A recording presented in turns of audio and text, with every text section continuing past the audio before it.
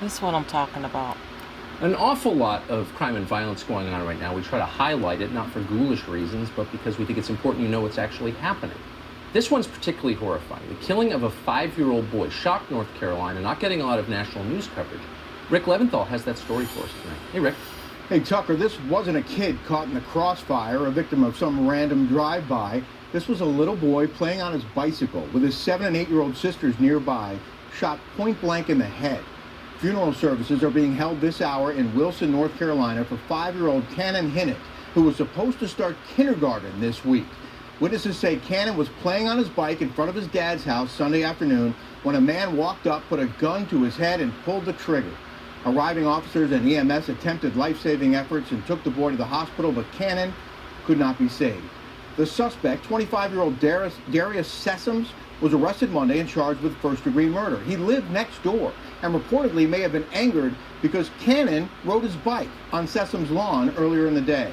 Cannon's mom wrote on Facebook, "My baby didn't see color. My baby made sure you knew he loved you, even if he only knew you 5 minutes. I don't care what damn color you were." And his grandmother asked, "When are we going to write Children's Lives Matter on Hollywood Boulevard?" Sessoms, who neighbors say had dinner with Cannon's father the night before the shooting, has a criminal record with firearms and drug convictions. Cannon's mom says she hopes Sessoms rots in hell. Tucker. Boy, what a depraved story. Rick Leventhal, thanks so much. Sure. That's what I'm talking about. This is crazy. People done lost their damn minds. And this is what I mean, that people, or should I say all people, are not human. A human being would not do this. And let's go back. Let's go back to his dad. They were just playing in the yard like any other day. Cannon had gone to church Sunday morning with his dad and sister. Everybody there just This loved audio Cannon. ain't that And good. Cannon just loved riding his bike, as he was doing Sunday evening in his dad's front yard on Archer's Road. His 2 sisters there with him. His dad, Austin Hinnant, was inside when he heard the gunshot. I just scooped him up in my arms and held him, and I screamed, and somebody help me please help me save my son. God, save my son, please. Kenneth looked up and saw his neighbor in the yard next door, gun in hand, pacing frantically. I was looking at him as I was picking up Cannon, and I was so full of rage, but I couldn't leave my son's side. I just wanted to be with my son. Kennett's fiance called 911. He says his neighbor, 25-year-old Darius Sessoms, who lived with his parents, soon drove away. Police arrested Sessoms the next day, charging him with murder.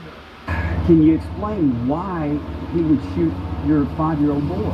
I have no idea why he would kill my son in front of his 2 sisters, his cousins. No idea. Just the night before, Kenneth says he had Sessoms over for supper. They sat on the porch, drank a beer together. So there was never anything between me and him, any bad blood whatsoever, for him to have a reason to do this. But those last moments with Cannon, unimaginable. I can't imagine what it's like to hold your son while he's suffering from a gunshot wound to the head. As his blood run down my arm. Right now, switch to T-Mobile and get 4 lines of unlimited for just $25. We can stop that right there. People. Something ain't even right with the story. You guys already hear that.